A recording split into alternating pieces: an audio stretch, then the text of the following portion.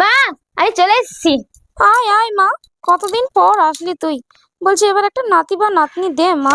ধর মা, প্রথমে তো খালি বিয়ে বিয়ে বিয়ে বিয়ে, এখন শুধু বাচ্চা বাচ্চা নিয়ে পড়ে গেছো। তুমি আর আমার শ্বশুর বাড়ির লোক একই রকম হয়ে গেছো। ভালো লাগে না। ঠাম্মা ভালো আছো তো? হ্যাঁ রে, শুধু তোর ছেলে পোলা দেখেই উপরে চলে যাব। ভাই, ঠাম্মা তো বলেছিল আমার বিয়ে দেখে চলে যাবে, এখনো তো বেঁচেই আছে। 2 বছরের দুলালের মেয়েটাকে দেখ, মোবাইলে সব কিছু ঘাটতে জানে।